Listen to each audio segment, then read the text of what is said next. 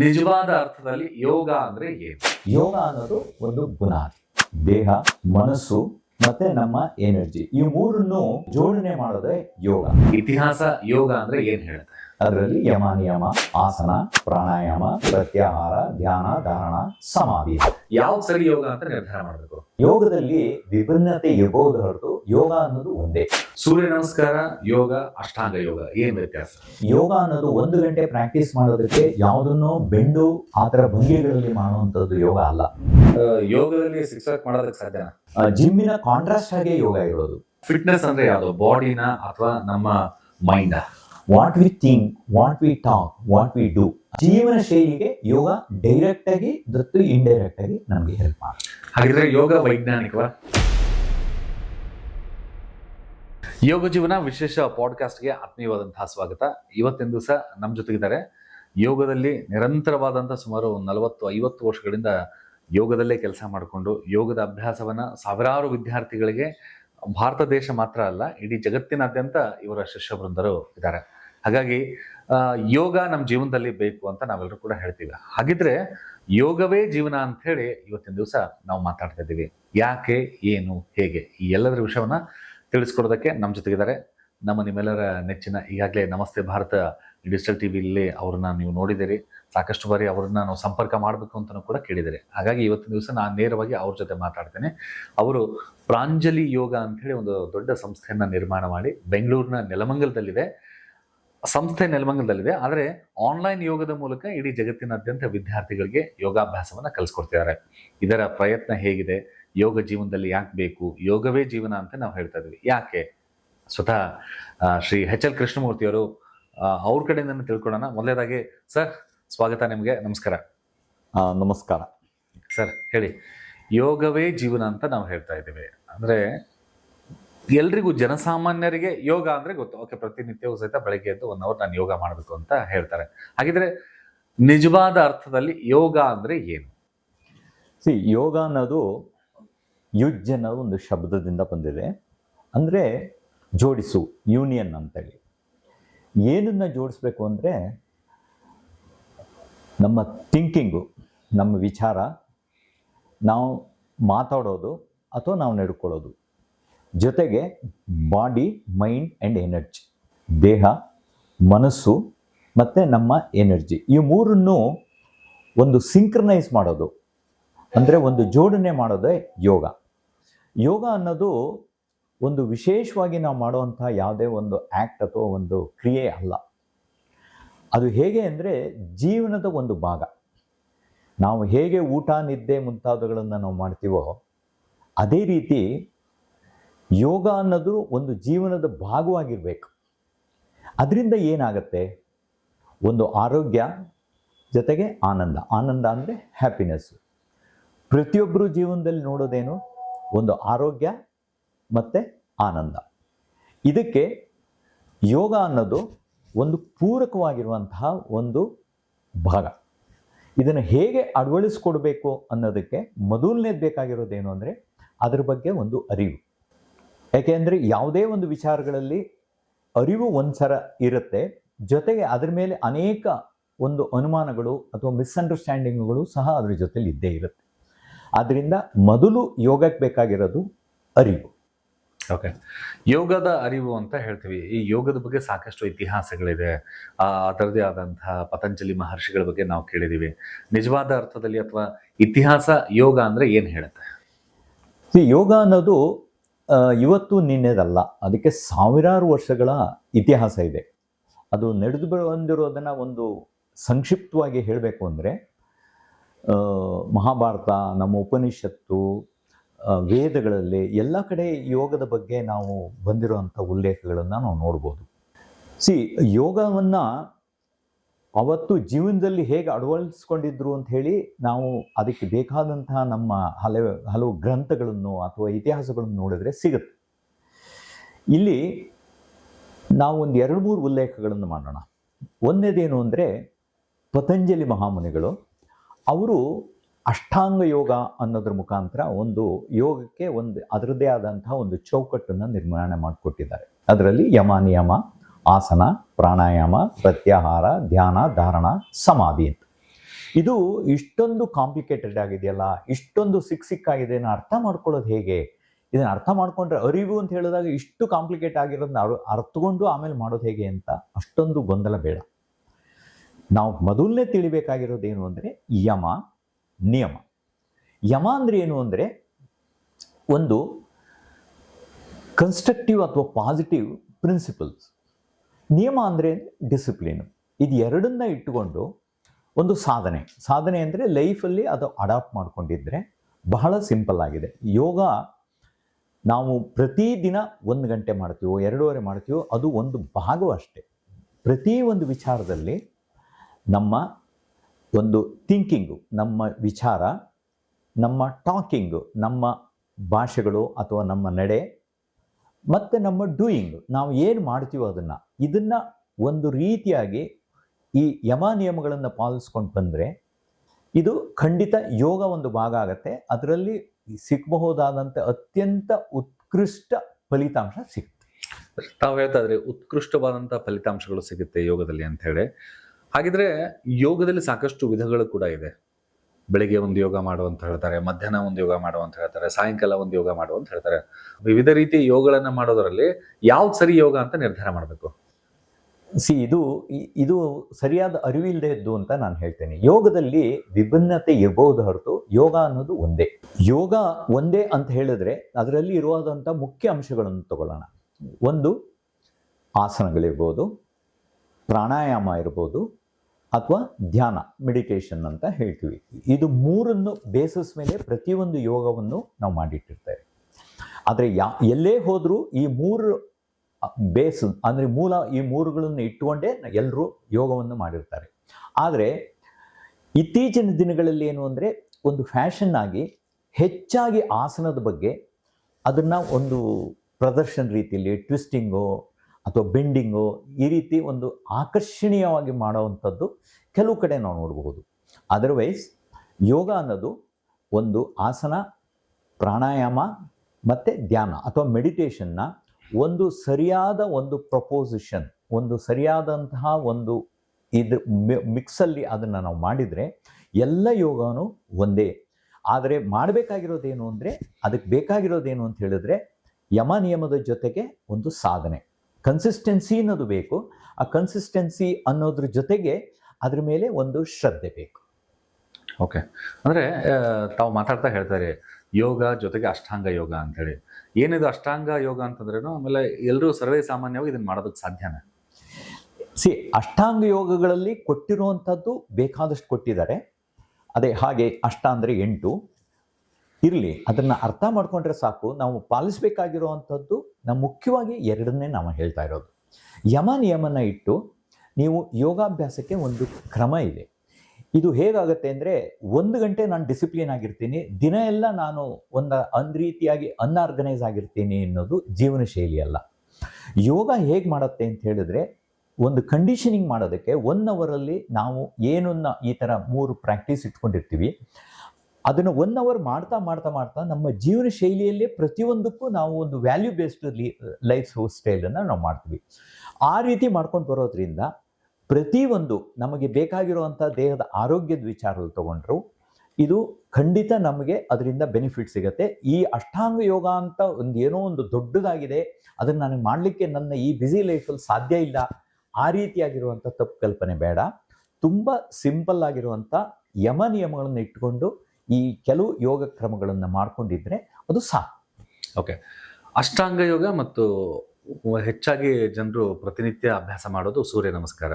ಸೂರ್ಯ ನಮಸ್ಕಾರ ಯೋಗ, ಅಷ್ಟಾಂಗ ಯೋಗ ಏನು ವ್ಯತ್ಯಾಸ? ಸೂರ್ಯ ನಮಸ್ಕಾರ ಯೋಗದ ಒಂದು ಭಾಗ ಅಷ್ಟೇ. ಸುಮಾರು ವಿಚಾರಗಳಿದೆ ಯೋಗಗಳಲ್ಲಿ. ಅದನ್ನು ಹೇಗೆ ತಗೋತಾರೆ ಅಂದರೆ ಸೂರ್ಯ ನಮಸ್ಕಾರದಲ್ಲಿ ಸುಮಾರಾಗಿ ಒಂದು 8 ಆಸನಗಳನ್ನೇ ಸೇರ್ಕೊಂಡಿರೋದು. ನಾವು ಸೂರ್ಯ ಅಂದರೆ ಲಿವಿಂಗ್ ಗಾಡ್ ಅಂತೀವಿ, ಅಂದರೆ ನಾವು ನೋಡುವಂತಹ ಒಂದು ದೇವರು. ಈ ಸೂರ್ಯ ನಮಸ್ಕಾರಗಳಿಗೆ ಒಂದು ಶಿಸ್ತುಬದ್ಧವಾಗಿರುವಂಥ ಒಂದು ಆಸನಗಳನ್ನು ಒಕ್ಕೂಟ, ಅಂದರೆ ಆಸನದಂಥ ಒಂದು ಗ್ರೂಪ್ ಆಫ್ ಆಸನಗಳನ್ನು ನಾವು ಮಾಡಿಟ್ಟಿದ್ವಿ. ಇದನ್ನು ಹೇಗೆ ಮಾಡ್ಕೊಳ್ತಾ ಬಂದರೆ ಅದು ಬಾಡಿಗೆ ಬೇಕಾಗಿರುವಂಥ ಫ್ಲೆಕ್ಸಿಬಿಲಿಟಿ ಇರ್ಬೋದು, ಎನರ್ಜಿ ಇರ್ಬೋದು, ಅದು ಒಂದು ಸಿಂಕ್ರನೈಸ್ ಆಗಿ ಸಿಗೋದ್ರಿಂದ ಈ ಅಷ್ಟಾಂಗ ಯೋಗದಲ್ಲಿ ಅಥವಾ ನಾವು ಯಾವುದೇ ಯೋಗ ಅಭ್ಯಾಸದಲ್ಲಿ ಸೂರ್ಯ ನಮಸ್ಕಾರ ಒಂದು ಭಾಗ ಅಷ್ಟೇ.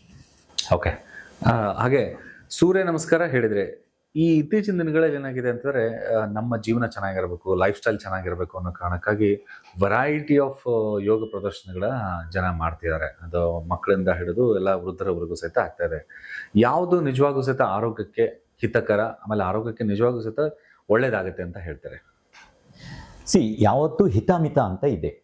ಮತ್ತೆ ನಾನು ಹೇಳ್ತೇನೆ, ಯೋಗ ಅನ್ನೋದು 1 ಗಂಟೆ ಪ್ರಾಕ್ಟೀಸ್ ಮಾಡೋದಕ್ಕೆ ಯಾವುದನ್ನೋ ಬೆಂಡು ಆ ಥರ ಭಂಗಿಗಳಲ್ಲಿ ಮಾಡುವಂಥದ್ದು ಯೋಗ ಅಲ್ಲ. ನಮಗೆ ಬೇಕಾಗಿರುವಂಥದ್ದು ವಿಚಾರ ಯಾವುದು ಅಂತ ಹೇಳಿದರೆ, ಆ ಯಮ ನಿಯಮ ಅನ್ನೋದನ್ನ ಅರ್ಥ ಮಾಡಿಕೊಂಡು ನಮ್ಮ ಜೀವನದಲ್ಲಿ ಒಂದು ಶಿಸ್ತಿಟ್ಟು, ಅದು ಯೋಗದ ದಿನದಲ್ಲಿ 1 ಗಂಟೆ ಕಾರ್ಯಕ್ರಮ ಅಥವಾ 1.5 ಗಂಟೆ ಕಾರ್ಯಕ್ರಮದಲ್ಲಿ ಇದನ್ನು ಅಳವಡಿಸ್ಕೊಂಡ್ರೆ, ಪ್ರತಿ ಒಂದು ಯೋಗದಲ್ಲಿ ಒಂದು right mix of pranayama, yogasana, meditation ಅಥವಾ ಧ್ಯಾನ, ಜೊತೆಗೆ ಸೂರ್ಯ ನಮಸ್ಕಾರ, ಇದಿಷ್ಟನ್ನು ಇಟ್ಕೊಂಡು ಹಾಗೇ ಅಭ್ಯಾಸ ಮಾಡ್ತಾ ಮಾಡ್ತಾ ನಮ್ಮ ಲೈಫ್ ಸ್ಟೈಲು ಅದಕ್ಕೆ ಖಂಡಿತ ಒಗ್ಗೊಳುತ್ತೆ. ಅದ್ರ ಜೊತೆಗೆ ನಮಗೆ ಎಲ್ಲರಿಗೂ ಬೇಕಾಗಿರೋದು ಏನು? ಒಂದು ಹೆಲ್ತು, ಇನ್ನೊಂದು ನಮಗೆ ಬೇಕಾಗಿರುವಂಥದ್ದು ಹ್ಯಾಪಿನೆಸ್. ಈ ಹೆಲ್ತ್ ಆ್ಯಂಡ್ ಹ್ಯಾಪಿನೆಸ್ಸಿಗೆ ಶಿಸ್ತು ಜೀವನ ಮುಖ್ಯ ಕಾರಣ. ಆ ಶಿಸ್ತು ಜೀವನಕ್ಕೆ ಯೋಗ ಅನ್ನೋದು ಒಂದು ಬುನಾದಿ. ಓಕೆ, ಅಂದರೆ ಫಿಟ್ನೆಸ್ ಸಲುವಾಗಿ ಯೋಗವನ್ನು ಪ್ರತಿನಿತ್ಯನೂ ಸಹಿತ ಅಭ್ಯಾಸ ಮಾಡೋದು ಒಂದಿಷ್ಟಿದೆ. ಅಂದರೆ 6 ಪ್ಯಾಕ್ ಇರಬೇಕು ಆ ಥರ ಎಲ್ಲ ಹೇಳ್ತಿರ್ತಾರೆ. ಯೋಗದಲ್ಲಿ 6 ಪ್ಯಾಕ್ ಮಾಡೋದಕ್ಕೆ ಸಾಧ್ಯನಾ? ಫಿಟ್ನೆಸ್ ಅನ್ನೋದು ಮತ್ತೆ ಅದು ಒಂದು ಬಹಳ ಡಿಬೇಟಬಲ್ ಸಬ್ಜೆಕ್ಟು. ಫಿಟ್ನೆಸ್ ಅಂತ ಹೇಳಿದ್ರೆ ಒಂದು ಪ್ರದರ್ಶನಕ್ಕೆ ದೇಹ ಬೆಳೆಸೋದು, ಅದರ ಬಗ್ಗೆ ನಾನು ಹೆಚ್ಚಿಗೆ ಮಾತಾಡಲ್ಲ. ಯಾಕೆಂದರೆ ಕೆಲವು ಫಿಟ್ನೆಸ್ ಸೆಂಟರ್ಗಳು ಅಥವಾ ಈ ರೀತಿಯಾಗಿ ಮಸಲ್ ಬಿಲ್ಡಿಂಗ್ ಸೆಂಟರ್ಸ್ಗಳು ಇದೆ. ಆದರೆ ಎಲ್ಲ ಫಿಟ್ನೆಸ್ಸು ಅಂದರೆ ಮಸಲ್ ಫಿಟ್ನೆಸ್ ಇರೋರು ಆರೋಗ್ಯಕರವಾಗಿದ್ದಾರೆ, ಹೋಲಿಸ್ಟಿಕ್ ಹೆಲ್ತ್ ಆಗಿ ಇದ್ದಾರೆ ಅಂತ ಹೇಳಿ ಅಂದ್ಕೊಳ್ಳೋಕ್ಕಾಗಲ್ಲ. ಯೋಗದಲ್ಲಿ ಹೇಗಿದೆ ಅಂತ ಹೇಳಿದರೆ, ನಿಮಗೆ ಯಾವುದೇ ರೀತಿಯಾದಂತಹ ಒಂದು ಪ್ರದರ್ಶನ ಅಂದರೆ ದೇಹದ ಪ್ರದರ್ಶನ ಮಾಡುವಂತಹ ಒಂದು ಮಸಲ್ ಬಿಲ್ಡ್ ಮಾಡಲಿಕ್ಕಾಗಲ್ಲ. ಆ್ಯಕ್ಚುಲಿ ನೀವೇನಾದರೂ ಒಂದು ಜಿಮ್ಗೆ ರೆಫರ್ ಮಾಡ್ತಾ ಇದ್ದರೆ, ಜಿಮ್ಮಿನ ಕಾಂಟ್ರಾಸ್ಟ್ ಆಗೇ ಯೋಗ ಇರೋದು. ಅಲ್ಲಿ ಉಸಿರು ಹಿಡ್ಕೊಂಡು ಯಾವುದಾದ್ರೂ ಭಾರ ಎತ್ತೀವಿ.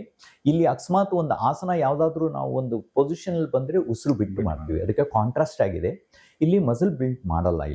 ಇಲ್ಲಿ ಏನು ಮಾಡ್ತಾರೆ ಅಂದರೆ, ಬೇಸಿಕ್ಕಾಗಿ ನಾವು ತೊಗೊಂಬರ್ತಿರೋದು ಯೋಗದಲ್ಲಿ ಏನು ಅಂದರೆ, ಒಂದು ಬಾಡಿಯ ಬ್ಯಾಲೆನ್ಸು, ಒಂದು ಫ್ಲೆಕ್ಸಿಬಿಲಿಟಿ, ಜೊತೆಗೆ ಏನು ಅಂದರೆ ಮಸಲ್ ಟೋನಿಂಗು.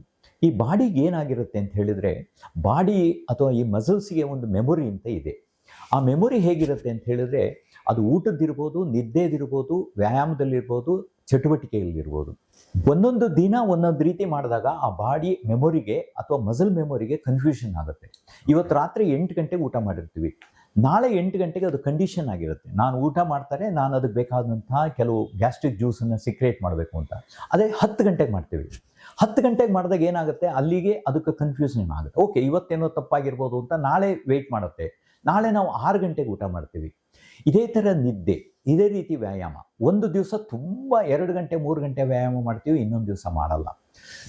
ಆರೋಗ್ಯ ಬೇಕು ಅಂದಾಗ ನಮ್ಮಲ್ಲಿ ವ್ಯಾಯಾಮ, ಆಹಾರ, ರೆಸ್ಟು, ಅದಕ್ಕೆ ಬೇಕಾಗಿರುವಂಥ ಚಟುವಟಿಕೆ, ಇದನ್ನು ಒಂದು ಪ್ರಪೋಸಿಷನ್ ಆಗಿ ಡಿಸಿಪ್ಲಿನಾಗಿ ಮಾಡ್ಕೊಂಡು ಬಂದಾಗ ಮಾತ್ರ ನಾವು ಆರೋಗ್ಯವಾಗಿರೋಕ್ಕೆ ಸಾಧ್ಯ. ಜೊತೆಗೆ ಅದು ಹೋಲಿಸ್ಟಿಕ್ ಹೆಲ್ತ್ ಆಗಿರಬೇಕು. ಏಕೆಂದರೆ ಹೌ ಲಾಂಗ್ ಯು ಲೀವ್ ಅನ್ನೋದಕ್ಕಿಂತ ಹೌ ಬೆಸ್ಟ್ ಯು ಲೀವ್ ಅನ್ನೋದೇ ಇಂಪಾರ್ಟೆಂಟ್ ಇರುತ್ತೆ. ಜೊತೆಗೆ ಯೋಗ ಮಾಡೋದ್ರಲ್ಲಿ ಇರುವಂಥ ಒಂದು ದೊಡ್ಡ ಅಂದರೆ ಅಡ್ವಾಂಟೇಜ್ ಏನಪ್ಪ ಅಂತ ಹೇಳಿದರೆ, ಕಾಯಿಲೆಗಳನ್ನ ತಡ್ಕೊಳ್ಳೋ ಶಕ್ತಿ ಜಾಸ್ತಿ ಇರುತ್ತೆ. ಪೇಯ್ನು, ನೋವುಗಳನ್ನು ತಡ್ಕೊಳ್ಳೋ ಶಕ್ತಿ ಜಾಸ್ತಿ ಇರುತ್ತೆ. That is what we call tolerance ಅಥವಾ ಥ್ರೆಶೋಲ್ಡ್ ಅಂತ ಹೇಳ್ತೀವಿ. ಈ ರೀತಿಯಾಗಿರೋದ್ರಿಂದ ಯೋಗವನ್ನು ಯಾರು ಜೀವನದಲ್ಲಿ ಅಳವಡಿಸ್ಕೊಂಡವ್ರಿಗೆ ಏನಾಗುತ್ತಪ್ಪ ಅಂದರೆ, ಅವರಿಗೆ ಖಂಡಿತ ಅವರ ಲೈಫ್ ಸ್ಟೈಲ್ ಜೊತೆಗೆ ಅವರ ಆರೋಗ್ಯ, ನೆಮ್ಮದಿ, ಆನಂದನೂ ಕೂಡ ಖಂಡಿತವಾಗಿ ಬೇಕಾದಷ್ಟು ಉತ್ತಮವಾಗಿ ಮಾಡ್ಕೊಳ್ಳೋದಕ್ಕೆ ಅವಕಾಶ ಇರುತ್ತೆ. ಓಕೆ, ಯೋಗಾಸನ, ಪ್ರಾಣಾಯಾಮ ಮತ್ತು ಧ್ಯಾನ, ಈ 3 ಸಹಿತ ನಮ್ಮ ದೇಹಕ್ಕೆ, ಮನಸ್ಸಿಗೆ, ಆರೋಗ್ಯಕ್ಕೆ ಹೇಗೆ ಒಂದಕ್ಕೊಂದು ಇಂಟರ್ಲಿಂಕ್ ಆಗಿದೆ ಅಥವಾ ಯಾಕೆ ಮಾಡಬೇಕು ಇದನ್ನ? ಆಸನ ಅನ್ನೋದು ಒಂದು ಬಾಡಿಗೆ ರಿಲೇಟೆಡ್ ಆಗಿರೋವಂಥದ್ದು. ಅಲ್ಲಿ ಬಾಡಿಗೆ ಏನಾಗಿದೆ ಅಂದರೆ, ನಾವು ತೊಗೊಂಡ್ರೆ ತಲೆಯಿಂದ ಕೆಳವರೆಗೆ ನಮಗಿರುವಂಥದ್ದು ಒಂದು 56ರಿಂದ 58 ಜಾಯಿಂಟ್ ಇದೆ. ಆ ಪ್ರತಿಯೊಂದು ಜಾಯಿಂಟಿಗಳಿಗೂ ಒಂದು ಮಿನಿಮಮ್ ಆದಂತಹ ಒಂದು ಎಕ್ಸಸೈಸ್ ಬೇಕು. ಒಂದು ಬೆರಳನ್ನು ಒಂದು 2 ತಿಂಗಳು ಹೀಗೆ ಇಟ್ಕೊಂಡು ಬಿಟ್ಟರೆ ಅದು ಹಾಗೆ ಸ್ಟಿಫ್ ಆಗಿಬಿಡುತ್ತೆ. ಆ ರೀತಿ ನಮ್ಮ ಎಷ್ಟೋ ದೇಹದ ಸಂದುಗಳನ್ನು ಅಂದರೆ ಜಾಯಿಂಟ್ಗಳನ್ನು ನಾವು ಮೂವ್ಮೆಂಟ್ ಮಾಡದೇ ಇಟ್ಟಿರ್ತೀವಿ. ಆ ಸ್ಟಿಫ್ನೆಸ್ ಬೆಳೀದೇ ಇರೋದಕ್ಕೆ, ಜೊತೆಗೆ ಒಂದು ಮಸಲ್ ಫ್ಲೆಕ್ಸಿಬಿಲಿಟಿ ಬರೋದಕ್ಕೆ, 3ನೇದು ಒಂದು ಬಾಡಿಯ ಬ್ಯಾಲೆನ್ಸ್ ಅಂದರೆ ಏನು ಅಂದರೆ ಗ್ರಾವಿಟೇಷನ್ನಿಗೆ ನಾವು ಬ್ಯಾಲೆನ್ಸ್ ಬೇಕಾಗುತ್ತೆ. ಇದು ಆಸನಕ್ಕೆ ಸಂಬಂಧಪಟ್ಟಿರೋದು. ಎರಡನೇದು, ನಾವು ಯಾವುದು ಪ್ರಾಣಾಯಾಮ ಅಂತ ಹೇಳ್ತೀವಿ ಅದು ಉಸಿರಾಟಕ್ಕೆ ಸಂಬಂಧಪಟ್ಟಿರೋದು. ಉಸಿರಾಟವನ್ನೇ ಎನರ್ಜಿಗೆ ಸೇರಿಸೋದು. ಏಕೆಂದರೆ ಉಸಿರಾಟ ಮಾಡಿದಾಗ ನಮ್ಮದು ಪ್ರತಿಯೊಂದು ಸೆಲ್ಲಿಗೆ ಬೇಕಾಗಿರುವಂಥ ನಮ್ಮ ಏನು ಆಕ್ಸಿಜನ್ ಕೊಡ್ತೀವಿ ಅದನ್ನು ಒಂದೊಂದು ಸೆಲ್ಲಿಗೆ ರೀಚ್ ಆಗುವಂಥ ಕ್ರಿಯೆನೇ ಅದು ಪ್ರಾಣಾಯಾಮ. ಸೊ ಈ ಪ್ರಾಣಾಯಾಮ ಮಾಡೋದ್ರಿಂದ ಎನರ್ಜಿ ಮೇಂಟೈನ್ ಮಾಡೋದು. ಮೂರನೇದು ಬೇಕಾಗಿರೋದು ಏನು ಅಂದರೆ ಮನಸ್ಸಲ್ಲಿ ಹೇಗಿದೆ ಅಂತ ಹೇಳಿದರೆ, ಮನಸ್ಸಲ್ಲಿ ಯಾವ್ಯಾವುದೋ ರೀತಿ ದುಗುಡಗಳು ಬರುತ್ತೆ, ಯಾವ ರೀತಿ ಗೊಂದಲಗಳಿರುತ್ತೆ. ಅದನ್ನು ಆದಷ್ಟು ಮ್ಯಾನೇಜ್ ಮಾಡೋದು, ತಿಳಿಯಾಗಿ ಇಟ್ಕೊಳ್ಳೋದಕ್ಕೆ ಈ ಮೆಡಿಟೇಷನ್ನು ಅಥವಾ ಧ್ಯಾನ ಹೆಲ್ಪ್ ಆಗುತ್ತೆ. ಆದ್ದರಿಂದ ಈ ಮೂರಕ್ಕೂ ಅದರದ್ದೇ ಆದಂತಹ ಇಂಪಾರ್ಟೆಂಟ್ ಇದೆ. ಆ ಮೂರನ್ನು ಸಮ ರೀತಿಯಲ್ಲಿ ಅದನ್ನು ಯೋಗದಲ್ಲಿ ಅಳವಡಿಸ್ಕೊಂಡ್ರೆ ಪ್ರತಿದಿನದಲ್ಲೂ ಸರಿಯಾದಂತಹ ಅಳವಡಿಕೆ ಬೇಕು. ಒಂದು ದಿವಸ ತುಂಬ ಯಾವುದೋ ಜಾಸ್ತಿ ಮಾಡೋದು, ಇನ್ನೊಂದು ದಿವಸ ತುಂಬ ಕಡಿಮೆ ಮಾಡೋದು, ಆ ರೀತಿ ಮಾಡಿದರೆ ಅದು ಸ್ವಲ್ಪ ಇಂಬ್ಯಾಲೆನ್ಸ್ ಆಗುತ್ತೆ. ಪ್ರಪೋರ್ಷನೇಟ್ ಆಗಿರುವಂತಹ ಮಿಕ್ಸನ್ನು ಇಟ್ಕೊಂಡ್ರೆ ಯೋಗ ಅನ್ನೋದು ಒಳ್ಳೆಯ ಜೀವನದ ಶೈಲಿ. ಆರೋಗ್ಯ ಚೆನ್ನಾಗಿರ್ಬೇಕು ಅಂದರೆ ಫಿಟ್ನೆಸ್ ಚೆನ್ನಾಗಿರಬೇಕು ಅಂತ ಹೇಳ್ತಾರೆ. ನಿಮ್ಮ ಪ್ರಕಾರ ಫಿಟ್ನೆಸ್ ಅಂದರೆ ಯಾವುದು? ಬಾಡಿನ ಅಥವಾ ನಮ್ಮ ಮೈಂಡಾ? ಅದು ಹೋಲಿಸ್ಟಿಕ್ ಹೆಲ್ತ್ ಅಂತ ಹೇಳ್ಬೋದು. ಅದು ಬಾಡಿ ಇರ್ಬೋದು, ಮೈಂಡ್ ಇರ್ಬೋದು, ಎನರ್ಜಿ ಇರ್ಬೋದು. ಅದನ್ನು ಹೋಲಿಸ್ಟಿಕ್ ಅಂದರೆ ಅದು ಮೂರು ಸಿಂಕ್ರನೈಸ್ ಆದಾಗ ಮಾತ್ರ. ಇದು ಜೊತೆಗೆ ನಮ್ಮ ನಡವಳಿಕೆ, ನಮ್ಮ ಪರ್ಸನಾಲಿಟಿ ಆರೋಗ್ಯ ಬೇಕಾಗತ್ತೆ. What we think, what we talk, what we do ಅಂದರೆ ನಾವು ಏನು ವಿಚಾರ ಮಾಡ್ತೀವಿ, ಏನು ನಾವು ಮಾತಾಡ್ತೀವಿ, ಏನು ನಡ್ಕೊಳ್ತೀವಿ, ಇದನ್ನು ಸಿಂಕ್ರನೈಸ್ ಮಾಡೋದು. ಇದಕ್ಕೆ ಬೇಕಾಗಿರುವಂಥದ್ದು ಯೋಗ ಹೆಲ್ಪ್ ಮಾಡುತ್ತೆ. ನಮ್ಮ ಜೀವನ ಶೈಲಿಗೆ ಯೋಗ ಡೈರೆಕ್ಟಾಗಿ ಮತ್ತು ಇಂಡೈರೆಕ್ಟಾಗಿ ನಮಗೆ ಹೆಲ್ಪ್ ಮಾಡುತ್ತೆ. ಸಾಕಷ್ಟು ಫಿಟ್ನೆಸ್ ಚೆನ್ನಾಗಿರಬೇಕು ಅಂತಂದರೆ ಒಬ್ಬ ಫಿಟ್ನೆಸ್ ಗುರು ಹತ್ರ ಹೋದಾಗ ನಾವು ಕೇಳೋದೇನಂದರೆ, ನನ್ನ ಬಾಡಿ ಫಿಟ್ನೆಸ್ ಅನ್ನು ಒಬೆಸಿಟಿ ಕಮ್ಮಿ ಆಗಬೇಕು, ನಂಗೆ ಶುಗರ್ ಲೆವೆಲ್ ಇಷ್ಟಿದೆ, ಶುಗರ್ ಲೆವೆಲ್ ಕಮ್ಮಿ ಆಗಬೇಕು ಅಂತ ಫಿಟ್ನೆಸ್ ಸೆಂಟರ್ಗಳಲ್ಲಿ ಡಾಕ್ಟರ್ಗಳು ಕನ್ಸಲ್ಟ್ ಮಾಡೋದನ್ನು ನಾವು ನೋಡಿದ್ವಿ. ಯೋಗದಲ್ಲಿ ಹಾಗೆ ಇದೆಯಾ? ನಾನು ನಿಮ್ಮ ಹತ್ರ ಬಂದು, ಸರ್ ನನ್ನ ಹತ್ರ ಸ್ವಲ್ಪ ಹೊಟ್ಟೆ ಜಾಸ್ತಿ ಇದೆ, ಒಬೆಸಿಟಿ ಕಮ್ಮಿ ಆಗಬೇಕು, ಅಥವಾ ನಂಗೆ ಶುಗರ್ ಲೆವೆಲ್ ಜಾಸ್ತಿ ಆಗಿದೆ, ಕಮ್ಮಿ ಆಗಬೇಕು ಅಂತಂದರೆ ಸಾಧ್ಯನಾ? ನನಗೆ ಇರುವ ತಿಳುವಳಿಕೆಯಲ್ಲಿ ಥೆರಪೆಟಿಕ್ ಯೋಗ ಅನ್ನೋದು ಅಷ್ಟರ ಮಟ್ಟಿಗೆ ಕಷ್ಟ ಇದೆ ಅಂತ ಅನಿಸುತ್ತೆ. ಅಂದರೆ ಯಾವುದೋ ಕಾಯಿಲೆಗೆ ಯಾವುದೋ ಟ್ರೀಟ್ಮೆಂಟ್ ಕೊಡುವಂಥದ್ದು, ಅದಕ್ಕೆ ಸಹಕಾರಿಯಾಗುವಂಗೆ ಯೋಗ ಹೆಲ್ಪ್ ಆಗ್ಬೋದು ಹೊರತು ನೀವು ಯಾವುದೋ ಈ ಮೆಡಿಸನ್ನಿಗೆ ರೀಪ್ಲೇಸ್ಮೆಂಟ್ ಮಾಡುವಂತಹದ್ದು ಯೋಗ ಕಷ್ಟ ಇದೆ. ಆದರೆ ಏನಾದರೂ ಮೆಡಿಸನ್ನು ತಗೊಳ್ತಾ ಇದ್ದರೆ ಅದಕ್ಕೆ ಪರ್ಮಿಷನ್ ಇದ್ದರೆ, ಯಾಕೆಂದರೆ ಎಷ್ಟೋ ಸರಿ ಮೆಡಿಸನ್ ತಗೊಳ್ಳುವಾಗ ಯೋಗ ಮಾಡಬಾರ್ದು ಅಂತ ಹೇಳಿ ಮೆಡಿಕಲ್ ಅಡ್ವೈಸ್ ಇರುತ್ತೆ. ಕೆಲವು ಮೆಡಿಕಲ್ ಅಡ್ವೈಸ್ಗಳಲ್ಲಿ ನಾವು ಮಾಡ್ಬೋದು ಅಂತಿದ್ದಾಗ ಆ ಟೈಮ್ನಲ್ಲಿ ಯೋಗ ಮಾಡೋದು ಅದಕ್ಕೆ ಪೂರಕವಾಗಿರುತ್ತೆ ಹೊರತು ಇದು ಮೆಡಿಸನ್ನಿಗೆ ಅಥವಾ ಮೆಡಿಕಲ್ ಟ್ರೀಟ್ಮೆಂಟಿಗೆ ರೀಪ್ಲೇಸ್ಮೆಂಟ್ ಆಗಿ ಸಾಧ್ಯ ಇಲ್ಲ. ಹಾಗಿದ್ರೆ ಯೋಗ ವೈಜ್ಞಾನಿಕವಾ? ಖಂಡಿತ ವೈಜ್ಞಾನಿಕ. ಮೊದಲು ಯೋಗ ಬಂದರೂ ವೈಜ್ಞಾನಿಕ ಅಥವಾ ಮೆಡಿಕಲ್ ಸೈನ್ಸ್ ಲೇಟಾಗಿ ಬಂದರೂ ಈಗ ಅದಕ್ಕೆ ಸೂಪರ್ ಇಂಪೋಸ್ ಮಾಡಿದರೆ ಪ್ರತಿಯೊಂದಕ್ಕೂ ಸೈಂಟಿಫಿಕ್ ಆಗಿರುವಂಥ ಬೇಸನ್ನು ಅದು ಮೆಡಿಕಲ್ ಸೈನ್ಸ್ನವರು ಒಪ್ಪುವ ರೀತಿಯಲ್ಲಿ ಕೊಟ್ಟಿದ್ದಾರೆ. ಯಾವುದು ಇವತ್ತು ನಾವು ಸ್ಯಾಚುರೇಷನ್ ಅಂದರೆ ಆಕ್ಸಿಜನ್ ಸ್ಯಾಚುರೇಷನ್ ಅಂತ ಹೇಳ್ತೀವಿ, ಅದು ಪ್ರಾಣಾಯಾಮದಲ್ಲಿ ಅಂಗದಲ್ಲಿ ಬಂದುಬಿಟ್ಟಿದೆ.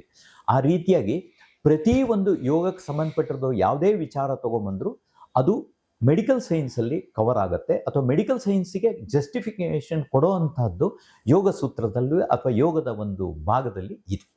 ಮನುಷ್ಯನಿಗೆ ಅನಾರೋಗ್ಯದ ಸಮಸ್ಯೆಗಳು ಕಂಡು ಬಂದಾಗ ಯೋಗದಲ್ಲಿ ಒಂದಿಷ್ಟು ನಿರ್ದಿಷ್ಟವಾದಂಥ ಯೋಗಾಸನಗಳು ಏನಾದರೂ ಸಜೆಸ್ಟ್ ಮಾಡ್ತಾರಾ ಅಥವಾ ಇದೆಯಾ? ಹೇಗೆ ನಮಗೆ ಬೇಕಾಗಿರೋದು ಹೇಗೆ ಅಂದರೆ, ನಮ್ಮ ಬಾಡಿಯನ್ನು ಆದಷ್ಟು ರೆಸಿಸ್ಟೆನ್ಸು ಡೆವಲಪ್ ಮಾಡ್ಕೊಳ್ಳುವಂಥದ್ದು. ಅಂದರೆ ತಡೆ ಹಿಡುವಿಕೆ ಶಕ್ತಿ, ಯೋಗ ಕಾಯಿಲೆ ಬರದೇ ಇರೋ ಹಾಗೆ ಆ ರೀತಿ ಮಾಡಬೇಕು ಹೊರತು ಕಾಯಿಲೆ ಬಂದಾಗ ನಾವು ಯೋಗದಿಂದ ಮಾಡಿಬಿಟ್ಟು ಕಾಯಿಲೆಯನ್ನು ಹುಷಾರು ಮಾಡ್ಕೊಳ್ತೀವಿ ಅಂತೆಲ್ಲ ಅದು ಸರಿಯಾದ ಅಪ್ರೋಚ್ ಅಲ್ಲ.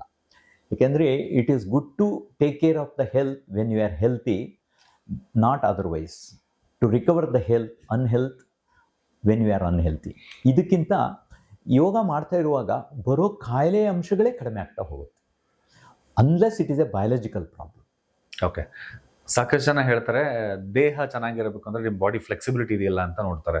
ಬೆನ್ನು ಬಗ್ಗೋದಾಗಲಿ, ನಾವು ಕೆಲಸಗಳನ್ನು ಮಾಡೋದಾಗಲಿ, ಅದೆಲ್ಲೂ ಸಹಿತ ನಾವು ನಮ್ಮ ಕೆಲಸದ ಮೂಲಕನೇ ಗೊತ್ತಾಗುತ್ತೆ. ಈಗಿನ ದಿನಮಾನಗಳಲ್ಲಿ ಏನಾಗಿದೆ ಅಂತಾರೆ, ಬ್ಯಾಕ್ ಪೇನ್ ಬಂದಿದ್ದಾರೆ, ಓಕೆ ನಾನು ಯೋಗ ಮಾಡಿದರೆ ಸರಿ ಹೋಗುತ್ತೆ ಅಂತ ಹೇಳ್ತಾರೆ. ಶೋಲ್ಡರ್ ಪೇನ್ ಬಂತಂದರೆ ಅದಕ್ಕೋಸ್ಕರ ಒಂದಿಷ್ಟು ಆಸನಗಳಿರ್ತವೆ. ಅಂದರೆ ಇದಕ್ಕೆ ಪೂರಕವಾದಂಥ ಯೋಗಾಸನಗಳು ನಮ್ಮಲ್ಲಿರುವಂಥ ಅನಾರೋಗ್ಯದ ಕಾಯಿಲೆಗಳು ಇದೆಯಾ? ಆ ರೀತಿಯಾಗಿಲ್ಲ. ನಿಮ್ಮ ಬಾಡಿಯನ್ನು ಜನರಲ್ ಕಂಡೀಷನ್ಲಾಗೆ ಫಿಟ್ ಇಟ್ಕೊಂಡಾಗ ಮಾತ್ರ ಈ ರೀತಿ ಬರೋದಂಥ ಅಡ್ವರ್ಸ್ ಎಫೆಕ್ಟಿಗೆ ಅದೊಂದು ಸೊಲ್ಯೂಷನ್ ಆಗಿರುತ್ತೆ ಹೊರತು ನೀವು ಇಂಥ ಕಾಯಿಲೆಗೆ ಇಂಥದ್ದೇ ಆಸನ ಮಾಡಿ ಇದು ಕರೆಕ್ಟ್ ಆಗುತ್ತೆ ಅಂತ ಹೇಳೋದು ನನ್ನ ಪ್ರಕಾರ ಅದು ಸರಿಯಲ್ಲ. ಓಕೆ. ಆದಷ್ಟು ಬಾಡಿಯನ್ನು ಫಿಟ್ಟಾಗಿ ಇಟ್ಕೊಂಡಾಗ ಅದು ಅದಕ್ಕೆ ಸರಿಯಾದಂತಹ ಒಂದು ಉಪಯೋಗನೂ ಕೊಡುತ್ತೆ, ಜೊತೆಗೆ ಅದನ್ನು ತಡ್ಕೊಳ್ಳೋ ಶಕ್ತಿನೂ ಇರುತ್ತೆ. ಓಕೆ. ತಮ್ಮ ಪ್ರಾಂಜಲಿ ಯೋಗದಲ್ಲಿ ಈಗಾಗಲೇ ಸಾವಿರಾರು ಸಂಖ್ಯೆಯಲ್ಲಿ ವಿದ್ಯಾರ್ಥಿಗಳಿದ್ದಾರೆ, ಎಲ್ಲರೂ ಇದ್ದಾರೆ. ಅಂದ್ರೆ ಪ್ರಾಂಜಲಿ ಏನಿದು? ಪ್ರಾಂಜಲಿ ಯೋಗ ಅಂದ್ರೆ ಏನು? ಪ್ರಾಂಜಲಿ ಅನ್ನೋ ಶಬ್ದ ಹೇಗಿದೆ ಅಂದರೆ, ಇದು ಪ್ರಾಂಜಲಿಯ ಅರ್ಥ ಏನು ಅಂದರೆ ಹೈಟ್ ಆಫ್ ಹಂಬಲ್ನೆಸ್, ಅತ್ಯಂತ ವಿನೀಯತೆ. ಆ ಹೈಟ್ ಆಫ್ ಹಂಬಲ್ನೆಸ್ ತೊಗೊಂಡಿರೋದು ಏನು ಅಂದರೆ, ಇಲ್ಲಿ ಒಂದು ಯೋಗಕ್ಕೆ ಬೇಕಾಗಿರೋದೇನು ಅಂದರೆ ಮೊದಲು ಒಂದು ಶ್ರದ್ಧೆ ಜೊತೆಗೆ ಒಂದು ಹಂಬಲ್ನೆಸ್ ಬೇಕಾಗತ್ತೆ. ಸೊ ಇದನ್ನು ತಗೊಂಡು ಪ್ರಾಂಜಲಿ ಯೋಗ ಅಂತ ತೊಗೊಂಡಿರೋದು. ಇಲ್ಲಿ ಹೈಟ್ ಆಫ್ ಹಂಬಲ್ನೆಸ್ಸನ್ನು ಇಟ್ಕೊಂಡು ಪ್ರತಿಯೊಂದಕ್ಕೂ ಒಂದು ಶ್ರದ್ಧೆಯಿಂದ ಜೊತೆಗೆ ಅದಕ್ಕೊಂದು ಭಕ್ತಿಯಿಂದ ನಾವು ಮಾಡುವಂಥ ಒಂದು ಆ್ಯಕ್ಟಿವಿಟಿ ಇರೋದ್ರಿಂದ ಇದಕ್ಕೆ ಪ್ರಾಂಜಲಿ ಯೋಗ ಅಂತ ನಾವು ಹೆಸರಿಟ್ಟಿದ್ದೀವಿ. ಓಕೆ. ಈ ಪ್ರಾಂಜಲಿ ಯೋಗದಲ್ಲಿ ನಾನು ಹೇಳಿದೆ ಈಗಾಗಲೇ ವಿದ್ಯಾರ್ಥಿಗಳಿದ್ದಾರೆ ಅಂತೇಳಿ, ಅಕ್ರಾಸ್ ಇಂಡಿಯಾ ಸುಮಾರು ಗ್ಲೋಬಲ್ ಲೆವೆಲಿಂದನೂ ಸಹಿತ ಬೇರೆ ಬೇರೆ ಕಂಟ್ರಿಯಿಂದ ಜನ ಎಲ್ಲ ಪಾರ್ಟಿಸಿಪೇಟ್ ಮಾಡ್ತಾರೆ. ಅಂದರೆ ಭಾರತೀಯರಿಗಷ್ಟೇ ಇದು ಯೋಗ ಬೇಕಾ ಅಥವಾ ವಿದೇಶಿಯರಿಗೂ ಸಹಿತ ಯೋಗದ ಪ್ರಾಮುಖ್ಯತೆ ಬೇಕಾ? ಇದು ದೇಶ, ಭಾಷೆ, ರೀಜನ್ನು, ಕಾಸ್ಟು, ಕಮ್ಯುನಿಟಿಗೆ ಯೋಗ ಅನ್ನೋದು ವ್ಯತ್ಯಾಸ ಆಗಲ್ಲ. ಬಿಕಾಸ್ ಇಟ್ ಈಸ್ ಎ ಹ್ಯುಮ್ಯಾನಿಟಿಗೆ ಬೇಕಾಗಿರೋದು. ಈ ಹ್ಯುಮ್ಯಾನಿಟಿಗೆ ಅಂತ ಹೇಳಿದಾಗ ಎಲ್ಲ ಹ್ಯೂಮನ್ನು ಸೇಮ್. ಭಾಷೆ ವ್ಯತ್ಯಾಸ ಇರ್ಬೋದು, ಆಹಾರ ವ್ಯತ್ಯಾಸ ಇರ್ಬೋದು. ಆದ್ದರಿಂದ ಇದು ಪ್ರತಿಯೊಬ್ಬರಿಗೂ ಎಲ್ಲರೂ ಈಸಿಯಾಗಿ ಅಳವಡಿಸ್ಕೊಳ್ಳುವಂತಹ ಒಂದು ಯೋಗ. ಪ್ರಾಂಜಲಿ ಯೋಗ ಅಂತೂ ಇನ್ನೂ ಸುಲಭವಾಗಿ ಅಳವಡಿಸ್ಕೋಬೋದು. ಆ ರೀತಿಯಾಗಿ ಮಾಡಿಸ್ಕೊಳ್ಳೋದಕ್ಕೆ ಪ್ರಾಂಜಲಿ ಯೋಗ 5 ದಿನದಲ್ಲಿ ನಾವು ವಾರದಲ್ಲಿ ಹೇಳ್ಕೊಡ್ತೀವಿ. 5 ದಿನದಲ್ಲಿ ಹೇಳ್ಕೊಡುವಾಗ ಹೇಗೆ ಅಂದರೆ, ನಾವು ಬರೀ ಥಿಯರಿಟಿಕಲ್ ಆಗಿ ಹೇಳಲ್ಲ, ಡೆಮಾನ್ಸ್ಟ್ರೇಷನ್ ಹೇಗೆ ಮಾಡ್ತೀವೋ ನೀವು ಹಾಗೆ ಮಾಡಿ ಅಂತ ಹೇಳ್ತೀವಿ. 10 ವರ್ಷದ ಮೇಲ್ಪಟ್ಟವರು ಯಾವ ಏಜ್ನವ್ರು ಬೇಕಾದರೂ ಮಾಡಬಹುದು. ಆದರೆ unless they are medically restricted, doctor ಇದನ್ನು ಮಾಡಬೇಡಿ ಅಥವಾ ಪ್ರೆಗ್ನೆಂಟ್ ವುಮೆನು, ಸರ್ಜರಿ ಆದರೂ ಇಂಥವ್ರಿಗೆ ರಿಸ್ಟ್ರಿಕ್ಷನ್ಸ್ ಇದ್ದರೆ ಮಾತ್ರ ನಾವು ಹೇಳ್ತೀವಿ. ಅವರು ಅದನ್ನು ಬಹಳ ಸುಲಭವಾಗಿ ಅಡಾಪ್ಟ್ ಮಾಡೋವಂಥದ್ದು. ನಾವು ಏನು ಡೆಮಾನ್ಸ್ಟ್ರೇಟ್ ಮಾಡ್ತೀವೋ ಅದನ್ನು ಮಾಡಿದರೆ, ಯಮ ನಿಯಮ ಜೊತೆಗೆ ಪಾಲಿಸ್ಕೊಂಡು ಬಂದರೆ ಈ ಪ್ರಾಂಜಲಿ ಯೋಗನ ಜೀವನದಲ್ಲಿ ಅಳವಡಿಸ್ಕೊಡೋದು ತುಂಬ ಸುಲಭ, ತುಂಬ ಉಪಕಾರ. ಓಕೆ. ಎಲ್ಲ ಕಡೆನೂ ಎಲ್ಲ ಎಂಟ್ರಿ ಲೆವೆಲಲ್ಲಿ ಹೋದ್ರೂ ಸಹಿತ ಒಂದು ಕಂಡೀಷನ್ಸ್ ಇರುತ್ತೆ, ಏಜ್ ಲಿಮಿಟ್ಸ್ ಏನು ನಿಂದು ಅಂತ ಕೇಳ್ತಿರ್ತಾರೆ. ತಮ್ಮಲ್ಲೂ ಸಹಿತ ಯೋಗದಲ್ಲೂ ಸಹಿತ ನಿರ್ದಿಷ್ಟವಾದಂಥ ವಯಸ್ಸಿನ ಮಿತಿ ಏನಾದರೂ ಇದೆಯಾ? ನಾವು ಏನು ಹೇಳ್ತೀವಿ ಅಂದರೆ 10 ವರ್ಷಕ್ಕಿಂತ ಕಡಿಮೆ ಇರೋರು ಬೇಡ ಅಂತ ಹೇಳ್ತೀವಿ ಮಕ್ಕಳು. ಕಾರಣ ಏನು ಅಂದರೆ, ಅವರ ಬೋನ್ನ ಕಾರ್ಟಿಲೇಜ್ ಅಂತ ಏನು ಹೇಳ್ತೀವಿ, ಸಂದುಗಳು, ಅದು ಸಂಪೂರ್ಣ ಬೆಳವಣಿಗೆ ಬಂದಿರಲ್ಲ.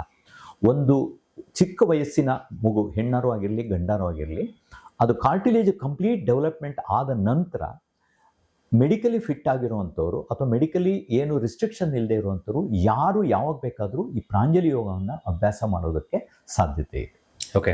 ಈಗಿನ ದಿನಮಾನಗಳಲ್ಲಿ ಏನಂದರೆ ಎಲ್ರಿಗೂ ಸಹಿತ ಫಾಸ್ಟ್ ಲೈಫ್, ಇಮಿಡಿಯೇಟ್ ರಿಸಲ್ಟ್ ಬೇಕು.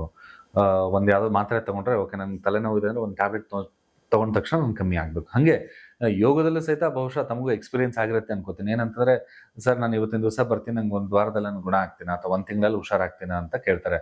ಅಂಥ ಪ್ರಶ್ನೆಗಳಿಗೆ ತಮ್ಮ ಉತ್ತರ ಏನು? ನಾನು ಪ್ರತಿಯೊಬ್ಬರಿಗೂ ಹೇಳೋದು, 3 ತಿಂಗಳು ನೀವು ಏನು ನಿರೀಕ್ಷೆ ಇಟ್ಕೊಳ್ಳದೆ ಪ್ರಾಕ್ಟೀಸ್ ಮಾಡಿ. ಜೊತೆಗೆ ಯೋಗಾಭ್ಯಾಸ ಅಂತ ನಾವು ಹೇಳೋದು, ನೀವು ಯೋಗಾಭ್ಯಾಸ 3 ತಿಂಗಳು ಮಾಡಿ.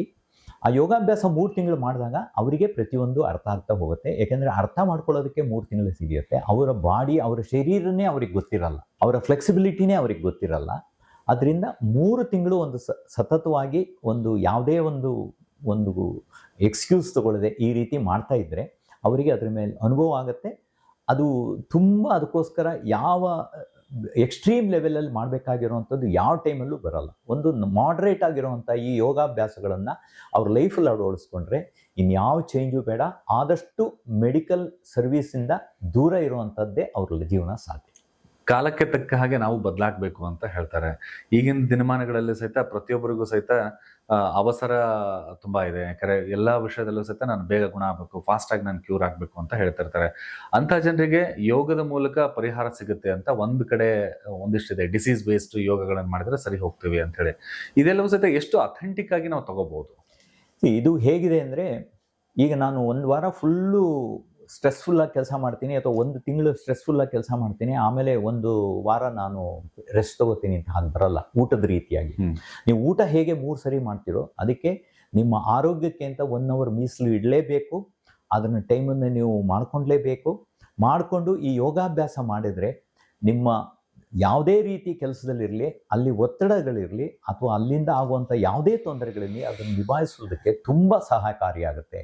ಆದರೆ ನಾನು ಬ್ಯುಸಿ ಲೈಫ್ ಇದ್ದೀನಿ, ನನ್ನ ಕೈಲಿ ಮಾಡೋಕ್ಕಾಗಲ್ಲ ಅಂತಿದ್ದರೆ ಅದಕ್ಕೆ ಪರಿಹಾರ ಇಲ್ಲ. ಅದನ್ನು ನೀವು ಕಂಡುಹಿಡ್ಕೊಂಡ್ಲೇಬೇಕು. ಅದು ಕಂಡುಹಿಡ್ಕೊಂಡು ಇದನ್ನು ನೀವು ಅಭ್ಯಾಸ ಮಾಡಿದರೆ ಯಾವತ್ತೋ ಒಂದು ದಿವಸ ಕಾಯಿಲೆ ಬಂದು ತುಂಬ ದಿನ ಅದಕ್ಕೆ ರಜಾ ತೊಗೊಂಡು ತುಂಬ ದಿನ ಅದರಿಂದ ಹೊರಗಡೆ ಹೋಗೋದ್ರ ಬದಲು ದಿನಕ್ಕೆ 1 ಅವರ್ ನೀವು ಮೀಸಲಾಗಿಟ್ಟರೆ, ನಮಗೆ ನಾವು 1 ಅವರ್ ಇಡ್ಲಿನ ಅಂತ ಹೇಳಿದರೆ ಇನ್ಯಾರೂ ಅದಕ್ಕೆ ಮಾಡಲಿಕ್ಕೆ ಸಾಧ್ಯತೆ ಇಲ್ಲ.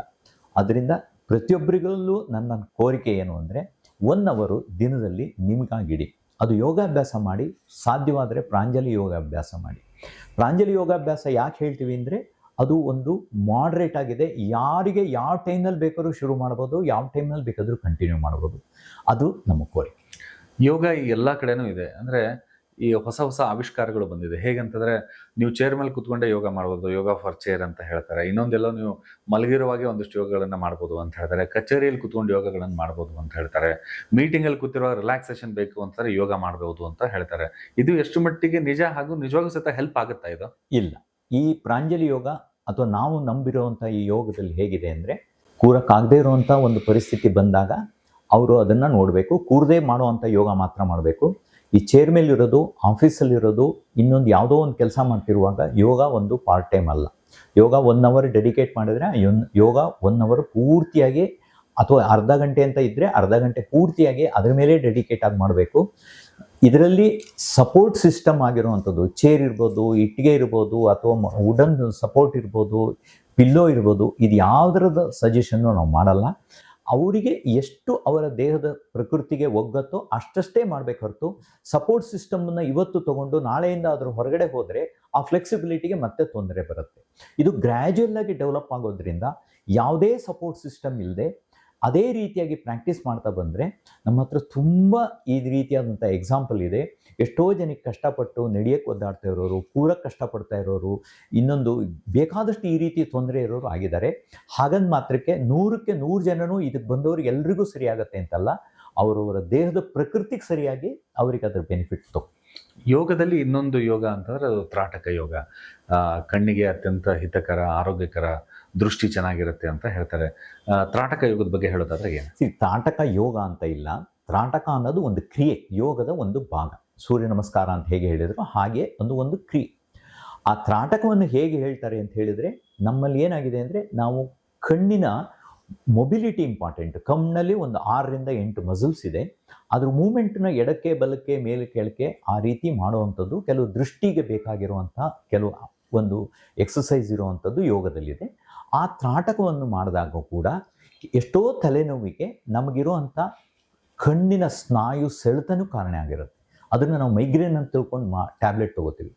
ಈ ತ್ರಾಟಕ ಈ ರೀತಿಯಾದಂಥ ಇದನ್ನು ತಡೆಗಟ್ಟೋದ್ರ ಜೊತೆಗೆ ಅದರಲ್ಲಿ ಜೊತೆಗೆ ಬಂದಿದ್ರೂ ಅದನ್ನು ಸುಮಾರು ಉಪಶಮನ ಸಿಗುತ್ತೆ. ಓಕೆ, ಯೋಗವನ್ನು ಮಾಡ್ಬೇಕಾದ್ರೆ ಎಲ್ಲದಕ್ಕೂ ಸಹಿತ ಒಂದಿಷ್ಟು ಕಂಡೀಷನ್ಸ್ಗಳಿರ್ತವೆ. ಎಂಟ್ರಿ ಲೆವೆಲ್ ಬರ್ಬೇಕಾದ್ರೆ ದೀಸ್ ಆರ್ ದ ಕ್ವಾಲಿಟೀಸ್ ಅಥವಾ ಒಂದಿಷ್ಟು ಪಾಯಿಂಟ್ಸ್ಗಳಿರ್ತವೆ. ಹಾಗೆ ಯೋಗವನ್ನು ಮಾಡ್ಬೇಕಾದ್ರೆ ಯಾರ್ಯಾರೆಲ್ಲ ಸ್ವಲ್ಪ ಎಚ್ಚರಿಕೆಯಿಂದ ಇರಬೇಕು, ಎಚ್ಚರಿಕೆನ ವಹಿಸುವುದಂತ ಒಂದಷ್ಟು ಸೂತ್ರಗಳು ಯಾವುದು? ಒಂದೇದೇನಿರಬೇಕು ಅಂದರೆ ಅವರು ಮೆಡಿಕಲಿ ಏನೂ ರಿಸ್ಟ್ರಿಕ್ಷನ್ಸ್ ಇರಬಾರ್ದು, ಅದು ಒಂದು. ಎರಡನೇದೇನಿದೆ ಅಂದರೆ ಅವರ ಸ್ವಂತ ಇಂಟ್ರೆಸ್ಟಿಂದ ಬರಬೇಕು. ಮೂರನೇದೇನು ಅಂದರೆ ದೇ ಶುಡ್ ಬಿ ಕಮಿಟೆಡ್. ಇದು 3 ಇದ್ದರೆ ಯೋಗ ನ್ಯಾಚುರಲ್ ಆಗಿ ಬರುತ್ತೆ. ಯಾಕೆಂದರೆ ಇಲ್ಲಿ ಯಾವುದು ಫೋರ್ಸ್ ಇಲ್ಲ. ನೀವು ಮಾಡಬೇಕಾದ್ರೂ ಅಷ್ಟೇ, ಇದನ್ನು ಪ್ರೆಸ್ ಮಾಡಿ, ಇದನ್ನು ಟ್ವಿಸ್ಟ್ ಮಾಡಿ, ಇದನ್ನು ಬ್ಯಾಲೆನ್ಸ್ ಮಾಡಿ ಅಂತ ಯಾವುದೂ ಫೋರ್ಸ್ ಮಾಡದೇ ಇರೋದ್ರಿಂದ ಇದು ಗ್ರ್ಯಾಜುಯಲ್ಲಾಗಿ ಅವರಿಗೆ ಡೆವಲಪ್ ಆಗ್ತಿರೋದ್ರಿಂದ, ಆದ್ದರಿಂದ ಇದಕ್ಕಿರೋ ರೂಲ್ಸ್ 2 ಅಷ್ಟೇ. ಒಂದು ಮೆಡಿಕಲ್ ಫಿಟ್ನೆಸ್ಸು, ಇನ್ನೊಂದು ಆ ರೀತಿಯಾದಂಥ ಯಾವುದಾದ್ರು ರಿಸ್ಟ್ರಿಕ್ಷನ್ಸ್ ಇದ್ದರೆ ಅದನ್ನು ಫಾಲೋ ಮಾಡಬೇಕು. ಅಂದರೆ ಯೋಗ ಅಂದರೆ ತುಂಬ ತಾಳ್ಮೆ ಇರಬೇಕು, ಧ್ಯಾನ, ಒಂಥರ ಒಳ್ಳೆ ಮನಸ್ಥಿತಿಯಲ್ಲಿ ನಾವು ಇರಬೇಕು ಅಂತ ಹೇಳ್ತಾರೆ. ಈಗಿನ ದಿನಮಾನಗಳಲ್ಲಿ ತಲೆಯಲ್ಲಿ ಸಾಕಷ್ಟು ಒತ್ತಡಗಳಿರ್ತವೆ, ಸಾಕಷ್ಟು ಪ್ರೆಷರ್ಸ್ಗಳಿರ್ತವೆ. ಇದ್ರ ಮಧ್ಯೆ ಯೋಗ 1 ಗಂಟೆಗಳ ಕಾಲ ನಿರಂತರವಾಗಿ ಕುತ್ಕೊಂಡು ಮಾಡಬೇಕಂದ್ರೆ ಈಗಿನ ಮನಸ್ಥಿತಿಯಲ್ಲಿ ಜನರಿಗೆ ಸಾಧ್ಯನಾ ಇದು?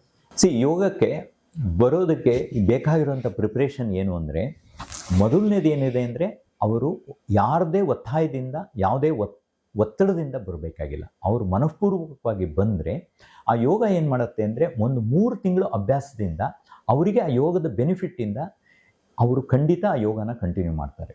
ಯೋಗಾಭ್ಯಾಸ ಅಂತ ಹೇಳ್ತೀವಿ ನಾವು. ಆ ಯೋಗಾಭ್ಯಾಸ ಮಾಡೋದ್ರಿಂದ ಅವ್ರ ಲೈಫಲ್ಲಿ ಬದಲಾವಣೆ ಕಾಣುತ್ತೆ. ನೀವು 1 ಗಂಟೆ ಯೋಗ ಮಾಡಿಬಿಟ್ಟು ಆಮೇಲೆ ನೀವು ಅಗ್ರೆಸಿವ್ ಆಗಿರೋದು ಅಥವಾ ಡಿಪ್ರೆಸಿವ್ ಆಗಿರೋದು ಅಂತ ಪರಿಸ್ಥಿತಿ ಬರಲ್ಲ. ಯಾರು ಯೋಗವನ್ನು ಮಾಡ್ತಾರೋ ಅವ್ರ ಮುಖದಲ್ಲಿ ನೀವು ನೋಡ್ಬೋದು, ಅವ್ರ ನಡತೆಯಲ್ಲಿ ನೀವು ನೋಡ್ಬೋದು, ಅವ್ರ ಜೀವನ ಶೈಲಿಯಲ್ಲಿ ನೋಡ್ಬೋದು. ಯಮ ನಿಯಮ 2 ಮಾಡಿ ಒಂದು ಸಾಧನೆ ಇಟ್ಕೊಂಡವರು ನೀವು ಯಾರನ್ನೇ ಬೇಕಾದರೂ ನೋಡಿ, ಅವ್ರ ಮುಖದಲ್ಲೇ ಒಂದು ಕಾಂತಿ ಇರುತ್ತೆ. ಆಮೇಲೆ ಜೊತೆಗೆ ಅವರಲ್ಲಿ ಲೈಫಲ್ಲಿ ಒಂದು ಶೈಲಿ ಇರುತ್ತೆ, ಒಂದು ಶಿಸ್ತಿರುತ್ತೆ. ಅದರಿಂದ ಯೋಗ ಮಾಡೋದಕ್ಕಿಂತ ಮುಂಚೆ ಬೇಕಾಗಿರೋದು ಒಂದೇ ಒಂದು, ಅವರ ಒಂದು ಡಿಟರ್ಮಿನೇಷನ್, ಆ ಕಮಿಟ್ಮೆಂಟ್ ಇದ್ದು ಯಾರು ಯೋಗ ಮಾಡ್ತಾರೋ, ಯಾರು ಒತ್ತಾಯ ಇಲ್ಲದೆ ಮಾಡ್ತಾರೋ, ಅವರು ಯಾವ ಒಂದು ಅತಿಯಾದ ನಿರೀಕ್ಷೆ ಇಲ್ಲದೆ ಅವರು ಓಪನ್ ಮೈಂಡಿಂದ ಮಾಡ್ತಾರೋ ಅವರಿಗೆಲ್ಲರಿಗೂ ಯೋಗ, ಪರ್ಟಿಕ್ಯುಲರ್ಲಿ ಪ್ರಾಂಜಲಿ ಯೋಗ ಅವರಿಗೆ ಬೆನಿಫಿಟ್ ಸಿಗುತ್ತೆ ಅಂತ ಐ ಪ್ರಾಮಿಸ್. ಯೋಗ ಅಂದರೆ ವಯಸ್ಸಾದವರಿಗೆ ಮಾತ್ರ ಅಂತ ಹೇಳ್ತಾರೆ. ಮಕ್ಕಳಿಗಾಗಿರಲಿ, ಸ್ವಲ್ಪ ಯುವತಿಯರಿಗಾಗಿ ಯೋಗ ಸೂತ್ರ ಮ್ಯಾಚ್ ಆಗುತ್ತಾ, ಅಥವಾ ಇದು ಜನರ ತಪ್ಪು ತಿಳುವಳಿಕೆನ, ಅಥವಾ ಹೇಗೆ? ಅದು ತಪ್ಪು ತಿಳುವಳಿಕೆ. ಯೋಗ ನಮ್ಮ ಪರ್ಟಿಕ್ಯುಲರ್ಲಿ ಪ್ರಾಂಜಲಿ ಯೋಗ 10 ವರ್ಷದ ಮೇಲ್ಪಟ್ಟವರು, ಯಾವ ಏಜಿನವರು, ಮತ್ತೆ ಒಮ್ಮೆ ರಿಪೀಟ್ ಮಾಡ್ತೀನಿ, ಅನ್ಲೆಸ್ ಮೆಡಿಕಲಿ ರೆಸ್ಟ್ರಿಕ್ಟೆಡ್, ಯಾರು ಬೇಕಾದರೂ ಯೋಗ ಮಾಡ್ಬೋದು. ಯಾಕೆಂದರೆ ಇಲ್ಲಿ ಯಾವ ಫೋರ್ಸ್ ಇಲ್ಲ, ಯಾವ ತೊಂದರೆನೂ ಇಲ್ಲ, ಯಾವ ಅಡ್ವರ್ಸ್ ಎಫೆಕ್ಟು ಇಲ್ಲ. ಅಂದರೆ ತಾವು ಹೇಳ್ಕೊಡೋಂಥ ಯೋಗದ ಸಮಯ ಏನು ಸರ್? ಏನೇನು ಟೈಮಿಂಗ್ ಇದೆ? ನಾವು ಬಹಳ ಒಂದು ಶಿಸ್ತು ತರೋ ಕಾರಣದಿಂದ 5 ಗಂಟೆ 58 ನಿಮಿಷಕ್ಕೆ ಸ್ಟಾರ್ಟ್ ಮಾಡಿ 7 ಗಂಟೆ 2 ನಿಮಿಷಕ್ಕೆ ಮಾಡ್ತೀವಿ. ಅದು ಬೆಳಿಗ್ಗೆ.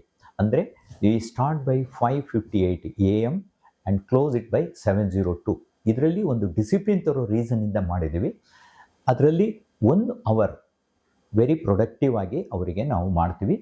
ಆನ್ಲೈನು ಗೂಗಲ್ ಮೀಟಲ್ಲಿ ಮಾಡ್ತೀವಿ. ಅವರಿಗೆ ಬಹಳ ಸುಲಭವಾಗಿ ಅವರ ಮನೆಯಲ್ಲಿ ಕೂತು ಕಲಿಯೋದು.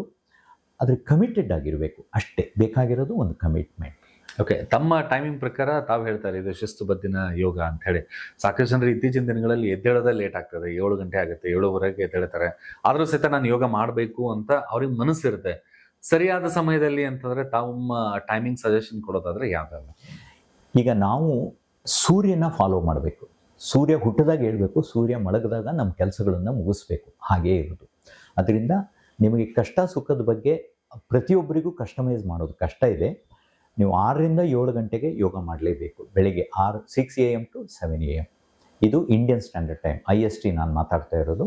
6 AM to 7 AM ನೀವು ಯೋಗವನ್ನು ಅದಕ್ಕೆ ನೀವು ಅನುಕೂಲತೆ ಮಾಡಿಕೊಂಡು ಮಾಡಲೇಬೇಕು. ಇದರಲ್ಲಿ ಯಾವುದೇ ತರಹದಂಥ ಒಂದು ಎಕ್ಸ್ಕ್ಯೂಸ್ ಇಲ್ಲ.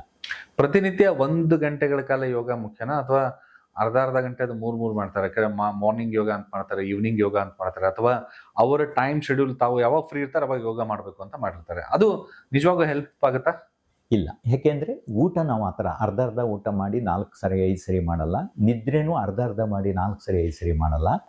ಯೋಗ ಅನ್ನೋದು ಒಂದು ಯೂನಿಟ್ಟು. ಅದು ಮಾಡಿದಾಗ ಮಾತ್ರ ನಮ್ಮ ಶಿಸ್ತು ಬರೋಕ್ಕೆ ಸಾಧ್ಯ. ಅರ್ಧ ಗಂಟೆ 10 ನಿಮಿಷ 10 ಸರಿ ಮಾಡೋದು, ಅಥವಾ ಅದಕ್ಕೊಂದು ವಾತಾವರಣ ಕ್ರಿಯೇಟ್ ಮಾಡಿ ಮಾಡಬೇಕು. ನಾನು ಆಫೀಸಲ್ಲಿ ಕೂತ್ಕೊಂಡಿದ್ದೀನಿ, ನಿಂತ್ಕೊಂಡಿದ್ದೀನಿ, ಬಾತ್ರೂಮಲ್ಲಿದ್ದೀನಿ, ಅಥವಾ ಇನ್ನೊಂದರಲ್ಲಿದ್ದೀನಿ, ಆ ರೀತಿಯಾಗಿ ಮಾಡಲಿಕ್ಕಾಗಲ್ಲ. ಅದಕ್ಕೊಂದು ಶಿಸ್ತಿದೆ. ಆ ಶಿಸ್ತಿಗೆ ಒಂದು ನಾವು ಒಪ್ಕೊಂಡು ಅದಕ್ಕೆ ಸರಿಯಾಗಿ ನಡ್ಕೋಬೇಕು. ಓಕೆ, ಹಾಗಿದ್ರೆ ನಮ್ಮ ಕಾರ್ಯಕ್ರಮವನ್ನು ನೋಡ್ತಾ ಇರೋರಿಗೆ ಪ್ರಾಂಜಲಿ ಯೋಗದಲ್ಲಿ ತಮ್ಮ ಆನ್ಲೈನ್ ಯೋಗಾಭ್ಯಾಸವನ್ನು ಕಲಿಬೇಕು ತಮ್ಮ ಮೂಲಕ ಅಂತಂದರೆ ಹೇಗೆ ಸಂಪರ್ಕ ಮಾಡ್ಬೋದು? ಏನಿಲ್ಲ, ಬಹಳ ಸಿಂಪಲ್ ಆಗಿದೆ. ಈ ನಂಬರಿಗೆ ನೀವು ಮೆಸೇಜ್ ಮಾಡಿದರೆ ಸಾಕು, ವಾಟ್ಸಪ್ ಮೆಸೇಜ್ ಇಟ್ ಪ್ರಿಫರ್ಡ್. ನಮ್ಮಲ್ಲಿ ಅದಕ್ಕೆ ಸಂಬಂಧಪಟ್ಟವರು ನಿಮ್ಮನ್ನು ಕಾಂಟ್ಯಾಕ್ಟ್ ಮಾಡ್ತಾರೆ. ಗೂಗಲ್ ಮೀಟಲ್ಲಿ ನೀವು ಜಾಯ್ನ್ ಆಗ್ಬೋದು. ಪ್ರತಿ ಸೋಮವಾರದಿಂದ ಶುಕ್ರವಾರದವರೆಗೆ ಇರುತ್ತೆ, 6ರಿಂದ 7 ಗಂಟೆಗೆ. ಬಟ್ ಜಾಯಿನ್ ಆಗೋದು 5:58ಗೆ ಜಾಯಿನ್ ಆಗಬೇಕು. ನೀವು 3 ತಿಂಗಳು ಮಾಡಿದರೆ ನಿಮ್ಮ ಜೀವನದಲ್ಲೇ ದೊಡ್ಡ ಬದಲಾವಣೆ ಆಗುತ್ತೆ. ಅದು ಹೆಲ್ತ್ ಇರ್ಬೋದು, ಹ್ಯಾಪಿನೆಸ್ ಇರ್ಬೋದು, ನಿಮ್ಮ ಎನರ್ಜಿ ಇರ್ಬೋದು. ಈ 3ಕ್ಕೆ ನೀವು ಪ್ರಾಂಜಲಿ ಯೋಗ ಖಂಡಿತ ನಿಮಗೆ ಹೆಲ್ಪ್ ಆಗುತ್ತೆ. ಅಂದರೆ ಯೋಗ ತಾವು ಹೇಳ್ತಾರೆ, ಜೊತೆಗೆ ಇದಕ್ಕೆ ಏನಾದರೂ ಫೀಸ್ಗಳು ಏನಾದರೂ ಇಟ್ಟಿದ್ದೀರಾ ತಾವು, ಅಥವಾ ಎಷ್ಟು 3 ತಿಂಗಳಿಗೆ ಇಷ್ಟಂತ ಇರುತ್ತಾ, ಅಥವಾ ನಾವು ತುಂಬ ಕಡಿಮೆ ಫೀಸ್ ಇಟ್ಟಿದ್ದೀವಿ. ಅದನ್ನು ನಮ್ಮಲ್ಲಿ ಕಾಂಟ್ಯಾಕ್ಟ್ ಮಾಡಿದಾಗ ಅವರು ತಮಗೆ ಅದರ ವಿಚಾರನ ಡೀಟೇಲ್ಸ್ ಕೊಡ್ತಾರೆ.